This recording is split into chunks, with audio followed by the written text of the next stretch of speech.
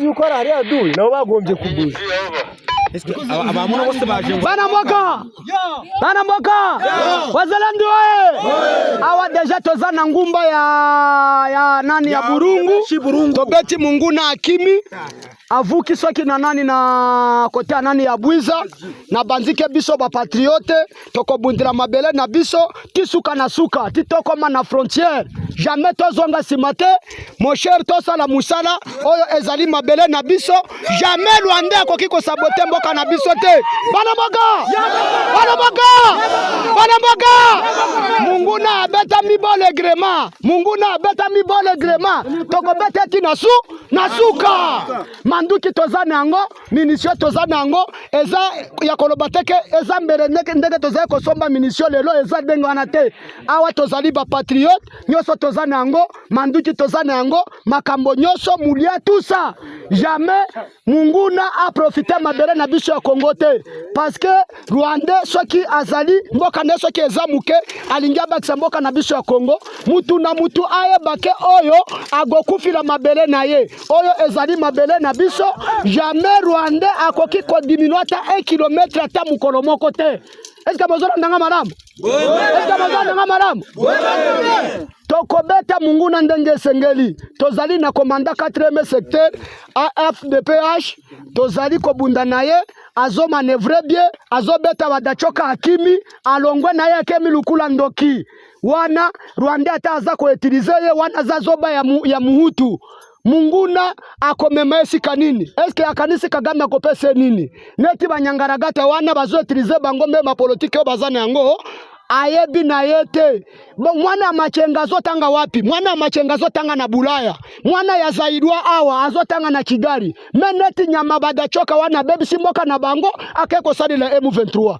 Eske akanisa ko diminuer ata 1 km na mboka na biso? Jamais. Eko sale matin na mboka ya Congo. Ngai awa nazali colonel Obed, commandant 4e secteur, mouvement IPCLN, Union des patriotes pour la révolution nationale congolaise. Ce n'est pas ça.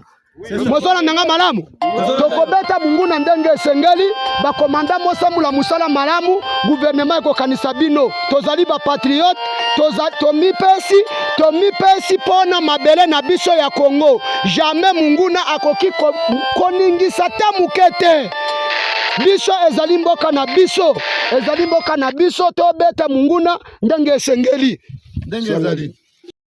DG Stéphane Balamwange Congo ya Lumumba Congo Tafachi beton Tangwe koki yo Tangwango yango yo ekoki Tolanda kango Papa Stéphane Balamwange oh yeah.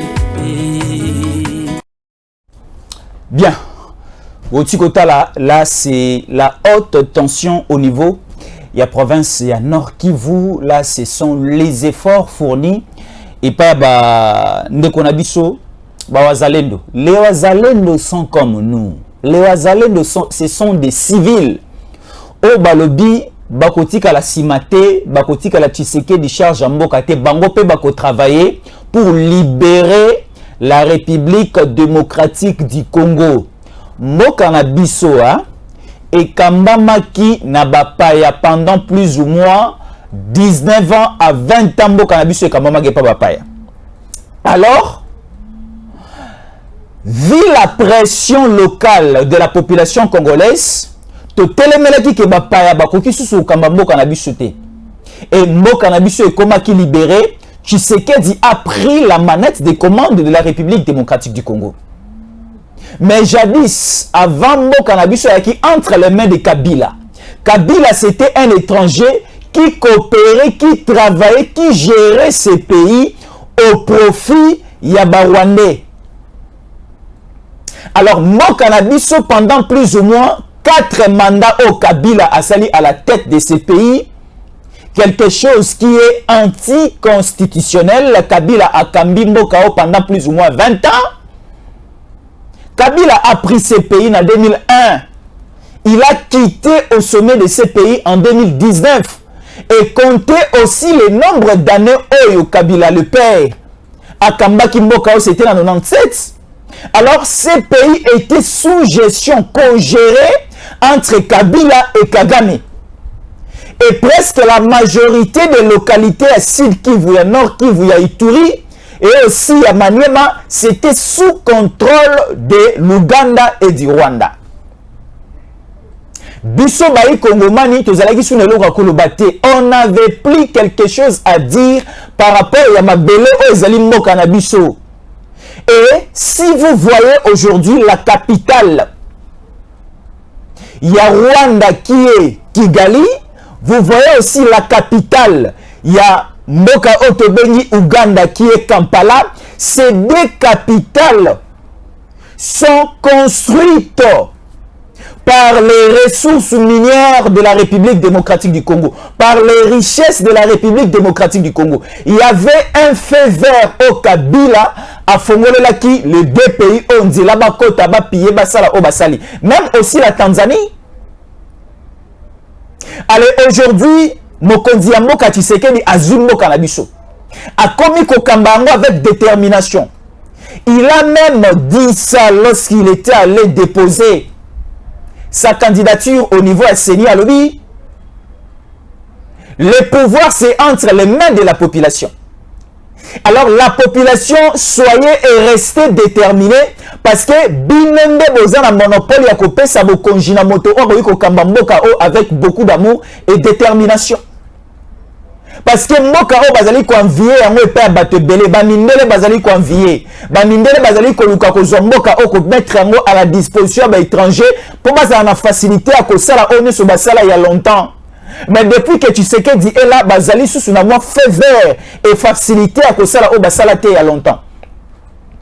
Tala ndenge siko lelo ba wazalendo ba récupérer toutes les localités Oyo ezalaki avant occupé au Kabila à Kabila ki Kagame. Siku eloko yali ko kamisa biso lelo toyoka. Ba élément, ba militaire, ba terroriste M23, ba kufi ebele na attaque o ba wazalendo, ba salaki asso o ba attaque ya wazalendo ba salaki na ba bastion na bango. Beaucoup de M23 Bakoufi.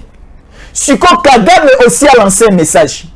Mais je me pose la question, Kagame disait avant que Aebi M23 te, Aebi ba tuerie des autres ali ko la République démocratique du Congo te, Azali pe mentor ya ba M23 te. Mais suko ba wazalendo, ba sali o ba koki ko sala sur terrain, ba localité na biso récupérer bana kunyo sur ba M23 ba tumbi yango et ba o akokufa ba kufaki ba o akokima ba kimi mais matanga esala na Rwanda. Kagame esali motema pasi ba famille ebele lelo na Rwanda ba perdre ba yaya na bango ba famille ebele, je vous le dis parce que Kagame a lancé un communiqué. Ba famille ebele lelo na Rwanda, Kagame est allé parler au niveau il y a conseil des Nations Unies attaché plus aux droits de l'homme, il est allé parler au nom Yaba M23 de l'autre côté pour dire que na Congo bali ko bongo bandeko na ye. Mais ba M23 ba bandeko na ote. Toi tu avais dit que les M23 ce sont des Congolais au bazali ko revendiquer ba droit na bango na kati ya Congo. Mais si ko lelo ba Congolais wana oyo lo ba ki avant que baza ba Congolais ba komi ko kufa, ba komi ko attaquer bango, matanga ezo sala na Rwanda. Toi, tu es parti au niveau des Nations Unies dans le Conseil des droits de l'homme pour déclarer quelque chose. Donc, cela veut dire que ce sont les envoyés de Kagame et de Kigali au Yoti Nagabasa là-bas des ordres et va récupérer, ou va récupérer pour les bénéfices du Rwanda. Le long à Rwanda, je vous dis, sans mâcher les mots, sans coacher aussi maï na monoko, il y a des matins comme pas possible. Et Zana Mabota est belé et perd des batata na bango. Ezana mabota ebele et perdre ba cousin na bango, ezana mabota ebele et perdre ba neveu na bango, ezana mabota ebele et perdre bilenge mibali o ba tinda na ekolo Congo pona kwa ko sala bosoto o Kagame salaka. Aujourd'hui Bertin Bisimwa repoussé. Willy Ngoma destination inconnue parce que il nous arrive à un certain niveau naku eziki oali koyeba te est-ce que moto azalaki na kati aza en vie ou bien koufi. La position aujourd'hui de Willy Ngoma toali koyeba yango te. Est-ce qu'il est mort na kati ya banako bazalendo batumaki? Est-ce qu'il est mort parmi ba M23 oyo bazalaki attaqué et tué sur place? On ne sait pas. Mais c'est Bertrand Bisimwa qui est sorti pour lancer ce message. Narotang la bino et vous allez aussi suivre à l'état Koyoka Sonité. Mais je vous parlerai aussi d'une complicité. Je vous parlerai d'une complicité. Tant Kagame Ali Koboma na Congo, il n'y a pas le... C'est là. Et tout Misarabi se peut déranger Arabi sur Makassi. Quand Kagame tue au Congo, il n'y a pas question des droits de l'homme.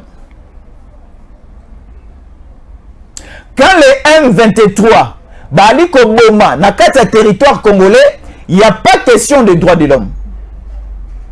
Nous avons aujourd'hui plus ou moins 13 millions de Congolais bakoufi na maboko ya Kagame na maboko ka ba o to bengi ba M23.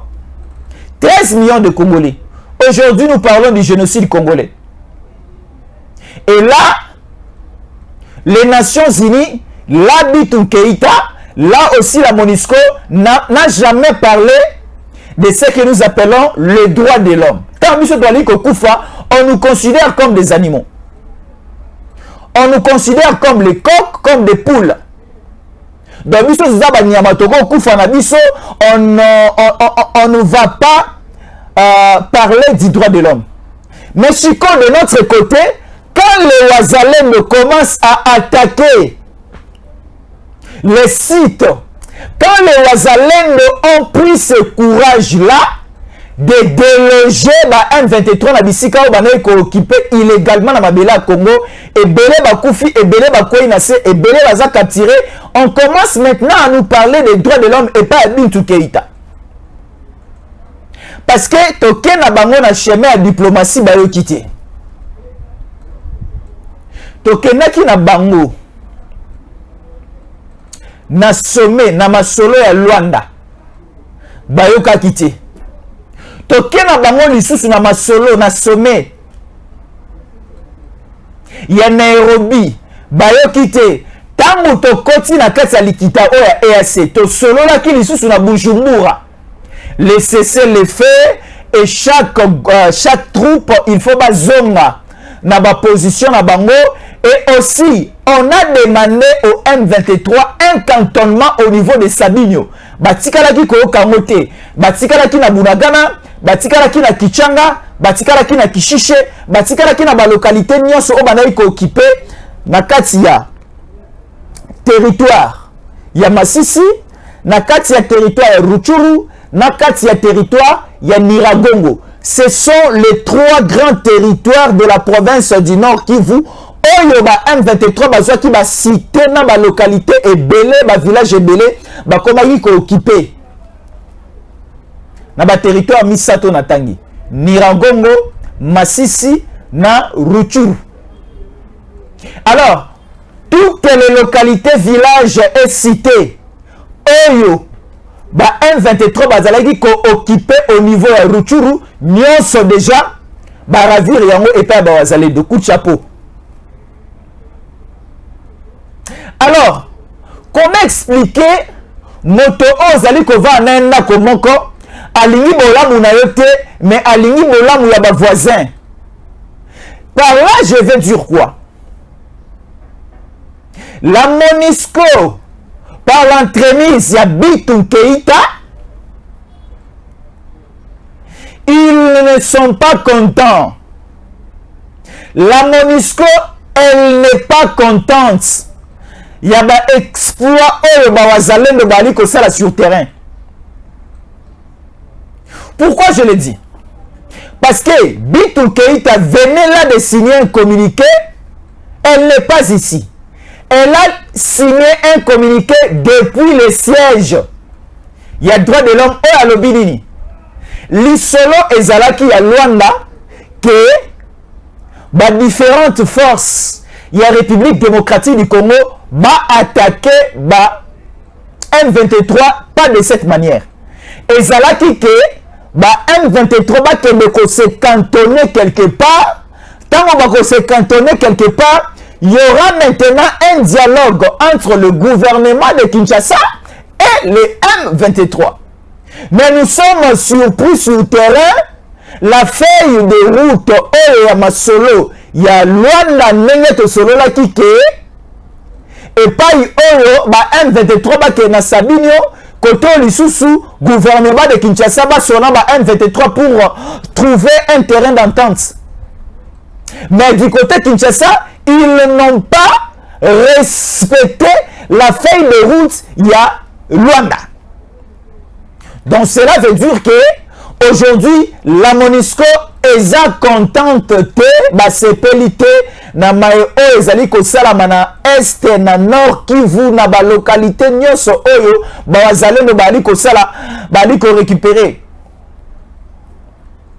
Donc c'est-à-dire la MONUSCO comme elle est là, balingi kimia e ingela na Congo te, balingi bitumba et sila définitivement na Congo te parce que bango kope ko sila. Donc, MONUSCO et commissaire République démocratique du Congo le la Copa Diamba. Copa Diamba eza cop o batekaka Diamba na polele te ba c'est la ngope publicité te. Place batekaka Diamba ba comme rappel likolo te que il y a un établissement de vente et de vente ya boy. Non, Copa Diamba et c'est la magana batama. C'est aussi la coopération créée entre la MONUSCO et le Rwanda. Donc c'est-à-dire eza cop ya ba minéraux copie insécurité installée dans la République démocratique du Congo, on jamais bakotika là on dimake sila. Soki moto ya sika, ayena makanisi ya sika, pona ko installer kimia na ekolo Congo ba osepela na ete. Mokonzi mboka Félix Antoine Tshisekedi Tshilombo venait de dire lorsqu'il était allé déposer sa candidature, alors dit cette fois-ci ou jamais. C'est maintenant le temps de donner aux Congolais les deux P. Le premier P à donner aux Congolais, c'est la paix. Et le deuxième P à donner aux Congolais, c'est le pain. La paix et le pain, ce sont les deux P où il faut pas paix sanabaï Kongomani. La paix et le pain. Donc, au paix sanabaï Kongomani Kimia. Et de l'autre côté, on peut passer la détermination du deuxième mandat à Félix Antoine Tshisekedi Tshilombo. Donc, on se base dans Bangomba et la République démocratique du Congo comme des rebelles. On se base quoi assez. Bertrand Bisimwa a parlé. Je vais vous lire ce que Bisimwa Bertrand a parlé. Bertrand Bisimwa, c'est le haut représentant. Il y a M23. De lokola mokambi ya yambo nakola kisabino pe déclaration ya lelo ya mokonzi ya mboka Félix Antoine Tshisekedi Tshilombo ne zappe pas parce que il vient de mettre en garde. Voilà, le message vient de tomber. Anzambela mboka et pelimoto. Le président congolais vient de répondre durement au chef d'état-major des 6 pays de l'EAC. L'EAC, Mokonzamboka, a quoi ici déjà? Bima bango sur le territoire congolais. Parce que Mokabenga Kibino, Yepekaka Azana Bokonjuana Yakobimisa Bino Yakozongisa Bino. Et il y a un fort message qui vient d'être lancé, et pas Mokonzamboka, Félix Antoine Tshisekedi Tshilombo, dans les 6 pays membres de l'EAC, et aussi dans le chef d'état-major na bango sur les 6 pays. Chef de l'État Félix Antoine Tshisekedi Tshilombo vient de lancer un grand message que vous allez suivre maintenant là. Natango Koki RDC na magazine Abisso Lelo. Voilà. Bertrand Bisimwa lobby. Tshisekedi na lobby si bababa. Tshisekedi azali ko lobby sabato comme pas possible. Alors moto aboito longola ye to tcha mukwenge to kosuka wapi. To kosuka wapi moto aboito longola ye to tcha mukwenge. Et comme elle a dit son gars, comme elle a dit son trouble, Bertrand Bisimwa a parlé. Donc, après les attaques, après l'exploit au Nyonso, Bazalendo Basali, Bertrand Bisimwa a parlé. Voilà. M23, Wazalendo, Après avoir perdu plusieurs villages dans les territoires de Massissi et Rutshuru, le président du mouvement M23, Bertrand Bisimwa, lance un message d'espoir à ces hommes. Donc, beti bangoti balembi. Bakoyi makale kale mais Bertrand Bisimwa zola musaka ba troupe na eza quoi la match à football. Ba mené bino déjà 5-0. Mais entraîner l'équipe au ba pour là, azo réconforter ka ba joueur na to beta kaka ata de combien na 90e minute. To beta ka to rolonga. Là c'est Bertrand Bisimwa. Et Bertrand Bisimwa continue à dire ceci. Chers compatriotes victimes de la barbarie du régime de Kinshasa, les douleurs et les pleurs infligées au Kivu et à Mituri depuis que l'idéologie génocidaire a pris ces quartiers au palais de la nation, patronné par Tshisekedi, prendront fin. Nous gagnerons cette guerre existentielle nous imposée par le régime de Tshisekedi. Nous survivrons et ce défi sera gagné de notre côté. Et nous renaîtrons et ces cendres imposeront à notre ère et de notre côté. Et la réconciliation entre le peuple M23 et le peuple congolais resteront toujours vitales. Donc ici, Bertrand Bisimwa parle au nom des Congolais. Bertrand Bisimwa dit que le gouvernement de Kinshasa fait une opposition dans le mouvement de libération au M23. Bertrand Bisimwa reconnaît que Bazalendo balalisi bango makale kale malobi esilité azo réconforté ba troupe naé. Au moment où nous vous parlons, Bertrand Bisimwa vient de signer ses communiqués en direct de Kigali. Mais Bertrand Bisimwa a sali communiqué eux. Alors, Bertrand Bisimwa a un simple moine habitinda à Kagame. Donc c'est Kagame qui envoie Bertrand Bisimwa à faire tout ce qu'il est en train de faire. Déjà la première mi-temps ba poli. Deuxième mi-temps petit match comme il a su ba poli. Parce que au départ d'abord ba faire de ces balalisa ba ma kale. Na deuxième mi-temps to sali changement. To côté ici ba réserviste. Auto bengi ba wazalendo. Deuxième mi-temps sous ma kale comme pas possible. To mené bango to comme si qu'on a prolongation exacte et si to zi coupe. Mais Bertrand Bisimwa continue toujours à réconforter pour leur dire que tozongi sima métropolite, tozongi et pas tata na biso Kagame, tozwa makasi, comme ça nous allons encore revenir. Mais il y a encore des localités jusque-là occupées par les M23, sous contrôle d'abord. Parce que Moussala ici est bandaki, Moussala ici est comme dans la soukate. Parce que je venais de vous dire, il y a un premier mi-temps, deuxième mi-temps, une première mi-temps, une deuxième mi-temps, la prolongation. Ba mi-temps, mi balé si tu gagné bango. Comme la prolongation, tu as récupéré des localités, oyo, et zana na mabougo na bango. Je vais lire et vous informer de ces deux localités. Oyo, ils ont d'abord géré. Et na deux localités, oyo, ba 1-23 ba continuer à contrôler ba bomi bande ko na biso ba congolais comme pas possible et ça linga y passe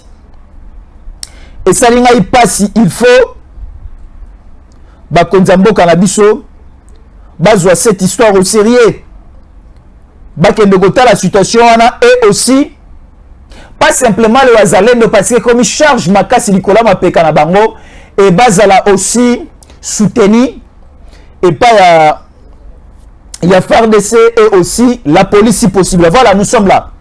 RDC, de nouvelles tueries signalées dans les villages de Bugomba et Kabungu. Des villages du localité de Rugari en territoire de Rutshuru la nuit de ce lundi à mardi 10 octobre. Ces deux villages sont sous contrôle des rebelles du M23. 7 personnes, dont 2 cadres de base, ont été tués, les uns pour les balles et d'autres par armes blanches, selon les sources locales. Donc, la localité Mibale Onatangi, ils ont toujours sous contrôle, il y a M23. Là, c'est toujours dans Nord Kivu, dans la province il y a Nord Kivu, dans le territoire, il y a Rutshuru. Natangi, la localité Mibale du côté de Rugari, ainsi de suite. On continue toujours à contrôler en haut. Si dans la localité, il y a commis sabotage au milieu de la population congolaise. M23 a commis que la population a dit comme pas possible. Et ça, c'est mardi. On nous parle de mardi 10 octobre 2023. Sabotage comme pas possible. À l'heure où nous vous parlons, 7 Congolais ont été tués comme des coqs, comme des animaux. Misusu wabomi bango na mandoki, misusu wabomi bango na bambeli. On nous donne même des noms ici. Babomi bango pour la c'est 7 personnes. Babomi bango parce que ba communiquer qui coopéraki avec les Wazalendo pour bafunda ba M23 selon leur positionnement. Biso tolobaki na tango koki RDC mokonza mboka aza nzambe te po azala partout au même moment. Biso population bisika tozali, il faut to bana coopérer avec des services de sécurité. Message to lansaki et komaki jusqu'au fin fond. Population congolaise bayokaki biso. Siko population congolaise du côté à Rugari, du côté aussi. Il y a des cités, villages autour Kotanga, comprenant qui les messages. Et comme dialoguer, coopérer avec service de sécurité. Parce que la population de na montagne wana, na point wana, kobima na virage wana, bazalaka wana. Population va communiquer, balancer message et pas il y a de force et pas de konabiso bazan la capacité à libérer. Chikoyo M23 bazu message wana ke ils ont un groupe il y a batu moko bazo pesaka information et pas à FARDC et pas à Bawazalendo. Bakoteli bango na mokolo ya lelo bomi bango comme pas possible.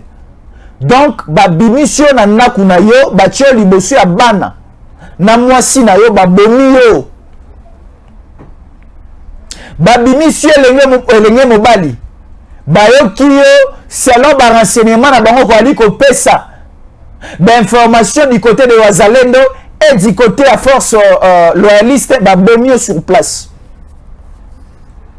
Cela se passe aujourd'hui. Et le message est déjà arrivé au niveau de Kinshasa. Et le gouvernement congolais prend des décisions. L'état-major général à FARDC prend aussi des décisions.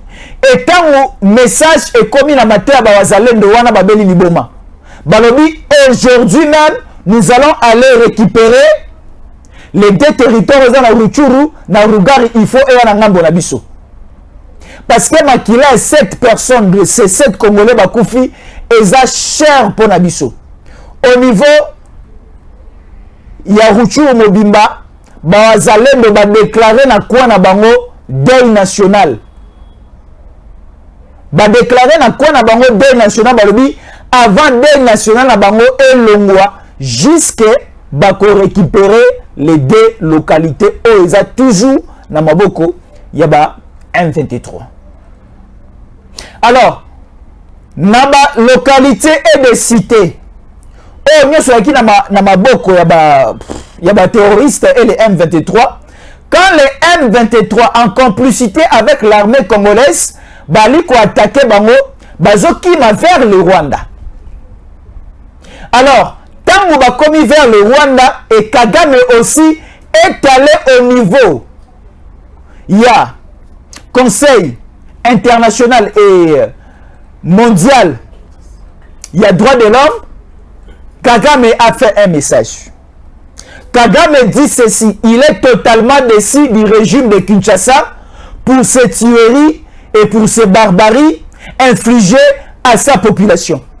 Est-ce que nous, Congolais, parce qu'on nous parle aujourd'hui que Naran, il y a M23 et ça n'a pas Koufi. Mais Kagame dit que il y a des barbaries et des tueries dans la population de Rwanda. Est-ce que Bisso Bawazalem de Babomi ba Rwandais ou bien Babomi ba M23? Ce sont les Rwandais ou bien ce sont les M23? Donc, complications sur le terrain. Maintenant, les problèmes, c'est quoi les animes? Problème est que il faut embrayer la situation. Parce qu'ils ont remarqué que la détermination ya mokonzi ya mboka Félix ndenge ezali kokendele bakozwa lisusu nzela ya kokotela te. Que ça soit lui-même Kagame, que ça soit Kabila, que ça soit Mukwege, que ça soit aussi Katumbi, la déclaration aka o mokonzi ya mboka salaki ya kotelemela mindele, ya kotelemela ba candidat ya mindele, na kotelemela ba nyonso ya Congo balobi esi tokomi na suka. Et l'autre suka esengeli to sala, il faut to pelisaka moto na mboka wana. Alors au moment où nous vous parlons, ba M23 nyonso o bazalaki na territoire na biso, vigilance. Ba M23 o nyonso bazalaki na territoire na biso, bango nyonso babimi bakei ko se cantonner de l'autre rive. Il y a là que Kivu na elle ya Rwanda bakei ko se cantonner kuna pour former un bloc un peu encore fort et bako revenir bako kota lisusu na zamba te na ba territoire te, ils viendront directement attaquer et récupérer la ville de Goma.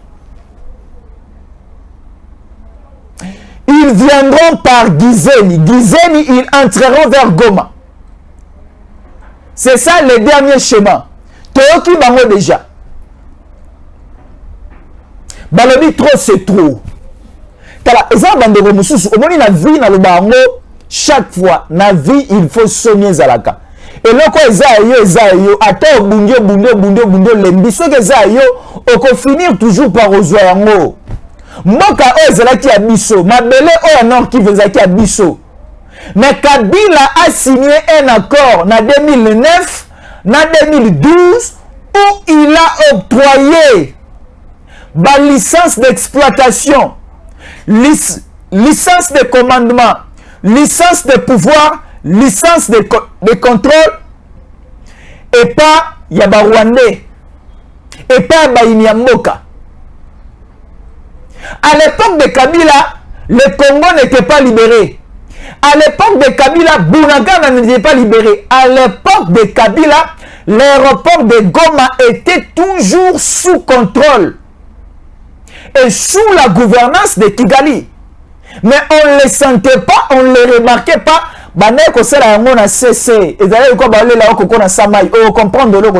Donc, tout était au contrôle du Rwanda à l'époque de Kabila. Et Kagame, chez lui à la maison, à Tchaki Makolo Likola, mais ça, Ali Komela Lotoko, Nenga Melaka Lotoko, à le bien ici, na Zuma Belo, na Kana Kozwa. Et à cette époque-là, Kagame respirait bien. Et l'économie rwandaise était aussi un peu élevée. Donc, comme à un niveau. Donc, à l'époque de Kabila, l'économie du Rwanda, au Kamwa, budget à Rwanda est plus supérieur que le budget à la République démocratique du Congo. Budget à Kabila est le 1 milliard et 2 milliards, 3 milliards, 4 milliards et comme il côté pâté par an. Pendant que le budget du Rwanda était un peu plus supérieur qu'à notre budget. Mais un petit pays avec une petite densité. Un petit pays avec une petite densité. La densité de la population. Le nombre de la population. Le Rwanda est recompte à combien de fois na kati et pas na biso. Tala, vous voyez le Rwanda, la superficie du Rwanda est quand même que la superficie, il y a province, il y a Pamba et Ituri. Donc, au Rwanda, au côté on a Ituri et 20 000 peu que Vanda.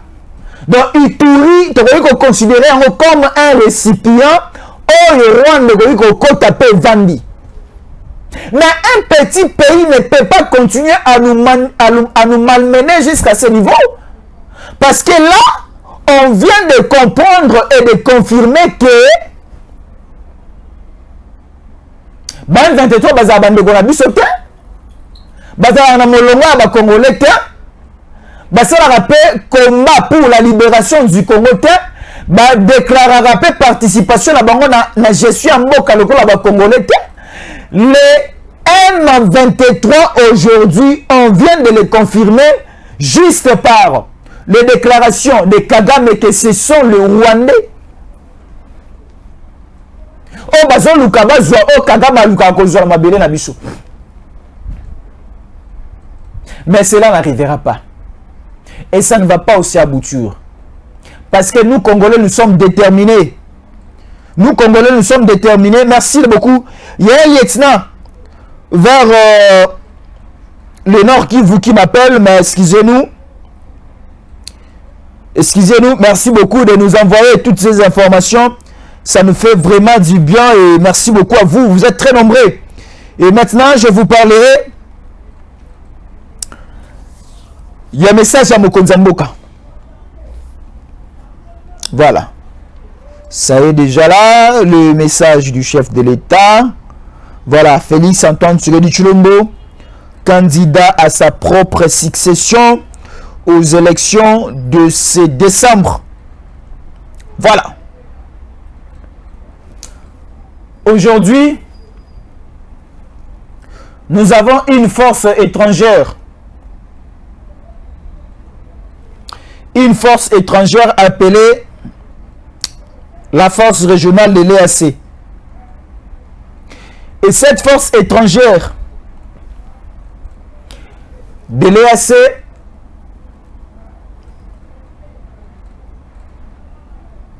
on vient de comprendre que il ne participe pas na bitumba na biso oyo sur terrain. Tomoni bateni ya sika oyo gouvernement de la République démocratique du Congo est doté et pesi na ba militaire na biso to komi komona yango epa bapaya to kanisa te ke na kati ya armée na biso eza na ba infiltré o bazwaki bateni ba pesi na ngambo banguna. Non, on a juste pris le modèle et on a imprimé, on a cousu ces tenues du côté du Rwanda, doté yango et pas benemi mboka na biso. Sur terrain, nous avons maintenant une complication. Et c'est pour cela un très grand message est lancé pour dire à la force régionale de prendre distance de la République démocratique du Congo. Nana yebi na bikolo nyonso oyo soki balingi basala maponami babimisaka ba sans papier nyonso babimisaka ba oyo nyonso bazana irrégularité na kati ya sol na bango. Moto nyonso oyo ayebi ke aza sans papier toza pene ya maponami asongana na mboka na ye. Ba M23 nyonso, ce n'est pas le temps de dialoguer parce que pendant les élections, il n'y a pas question de dialoguer. Il n'y a pas question aussi de respecter Luanda, il n'y a pas aussi question de respecter Nairobi. Bamasolo o de Salayi Kuna. Torosolo wana bino après, Bob Bimananu. Au moment que tu testes bango mukea, tu meki ko attaquer bango, bakimeli na Angola te. Bakimeli na Kenya te, mais bango nyonso engulupa bakimeli na Rwanda. Et ça la passe hein. Bakomi na suka. Voilà. Félicitations au chef de l'État pour être décisif. Et il ne recule pas. Merci beaucoup. Et aussi félicitations au Wazalendo. Je suis Wazalendo. Merci beaucoup. Je suis Wazalendo. Toi aussi écrit sur commentaire. Je suis Wazalendo. Merci beaucoup. Bandeko Baza belé makasi. Bali kota la biso de partout. Merci beaucoup. Bandeko Bali kota la biso depuis Luanda. Depuis Luanda Nangola na pesi bino mbote. Bandeko Bali kota la nga depuis Palanka.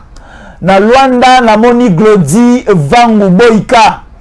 Mokondi depuis Luanda, merci beaucoup de nous suivre là-bas. Aliko Sepela Makasi na Mosala Oba Wazalendo ba Aliko Sala. Glodi Vangu Boika Mobali Kitoko. Congolais de père et de mère. Azana Luanda Siko na Palanka na Angola. Mbote na yo, lingi mboka na yo, merci beaucoup. Aliko Tala Biso na pesio mbote mingi.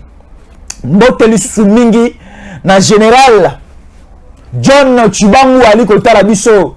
Un général expérimenté, Ali Kosala Mosala Kitoko na kata FARDC, général au âme esprit na motema na yeza na kati ya armée, na kati ya libération ya kosala ya ko travailler pour ekolo.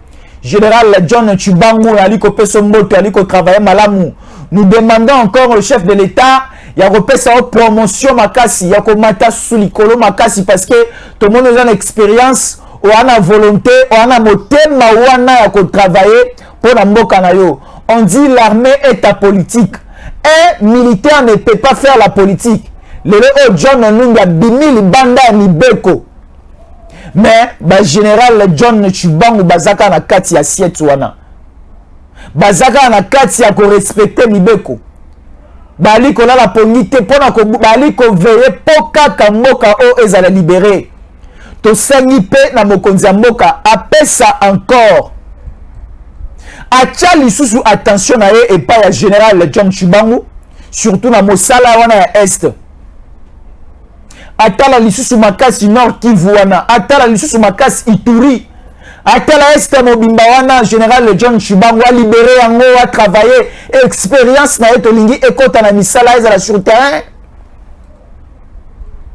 Il y a des généraux na Est wana toza na confiance na bangote. Baza net. Otali bango bozo repesa bango identité te. Mais nous avons besoin de généraux comme John Chibangu. Identité na ezali de père et de mère. So continue na Est wana akotala nde Congolais nda kobatela. Mais o azali monguna azali étranger ko zatata ya ko dialoguer ko pesa nzela ko solola na été akobute de yo ko bimisa libanda. Soki ko tia libanda di côté ya Uganda ko tia libanda ko ta Uganda. Soki ko tia libanda ko ta Rwanda ko tia libanda ko ta Rwanda. Coup de chapeau à vous général John Chibangu. Na pesio mbote Angela aussi. Angela a pesi mbote. Na général John Chibangu, madame Angela Mbote na wayangwana et komeli général John Chibangu, merci beaucoup. Na madame Angela, candidat député national au niveau ya Kananga, bana ya Kananga nyonso. Bon voter madame Angela comme national.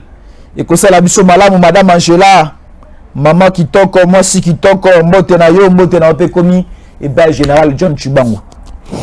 Voilà la mise en garde du président de la République. Fachi Beton et Komeli ba général ba généraux nyonso major ya ba PA ESC et Belé à Kolobezali et nous sommes encore là en train de suivre la situation de l'Est et on ne manquera pas de vous mettre au parfum de l'actualité. Merci de rester fidèle à nos programmes et à la prochaine. DG Stéphane Balamwange Congo ya Lumumba Congo la Fachi Beton tango ekoki yo tango yango yo ekoki tolanda kango Papa Stéphane Balamwange oh yeah.